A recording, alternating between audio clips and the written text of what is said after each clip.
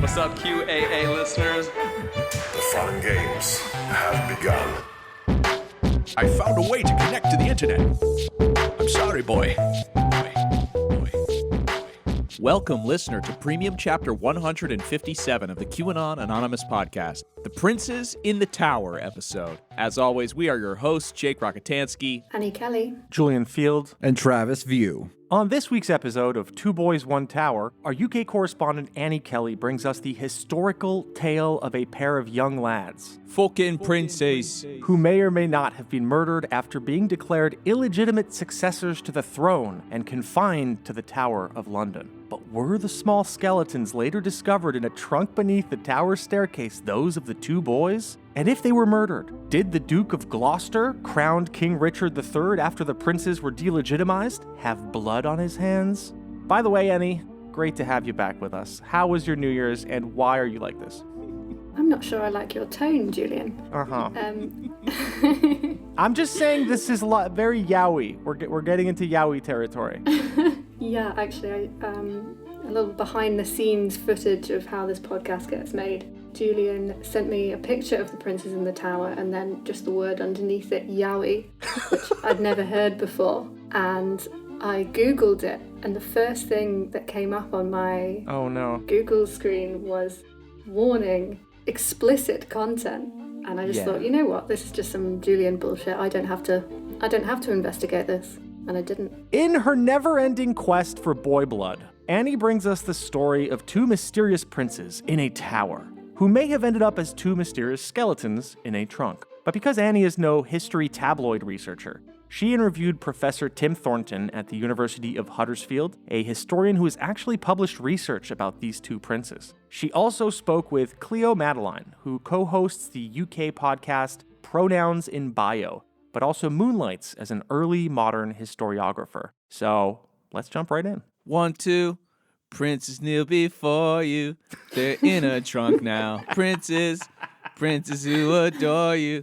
They're skeletons now. Who killed the princes? Put them under the stairwell. It was the Duke of Gloucester. You've probably heard of. Just go ahead now. Beautiful, man. Beautiful. Spin Doctors. That was lovely. Spin Doctors. Classic band. The Princes in the Tower. A very happy new year to you all listeners. It's your UK correspondent Annie Kelly speaking. In these early stages of 2022, which is a year that my personal astrologer promises will be completely normal and fine, I'm setting out some resolutions for myself in the interests of accountability. The first of these was to stop talking about depressing subjects on here all the time. From kidnapping, murders and terrorism, I feel like my topics for this podcast have been real downers lately, and I don't want to be remembered as the correspondent whose episodes you skip unless you feel like crying. So today, I'm taking things in a new direction. Yeah. By the way, this sounds about as credible as Nice Julian. Now, when I say new direction, I mean that today's episode will be about the disappearance and potential murder of two children, but with a fun twist, which is that this particular child murder occurred in history, over 500 years ago, so it's basically fine at this point. Yeah, they're not minors, they're like over 500 years old. They're vampires at this point. Yeah, let's dig them up and see. Yeah, if they hadn't been murdered, they would be 512 years old, which would be a crime against God. That's true, actually. Yeah, no, in some ways, the Duke of Gloucester, a.k.a. Richard III, did us all a favor by either disappearing. We'll get into it, but I would have just sent them to like a nice place, like a Garden of Eden style place where they can start life over, but it's not gonna fuck with, the third. Well, it's funny you should say that, Julian, because recently some shocking new evidence was revealed to suggest that maybe that did happen, and those children were never murdered at all. This evidence, unearthed by a society obsessively dedicated to redeeming the reputation of a long-dead king, will be the subject of this episode's analysis today. Listen, it's already pretty pathetic to like kowtow to royalty, just generally. Living royalty, that's pretty sad.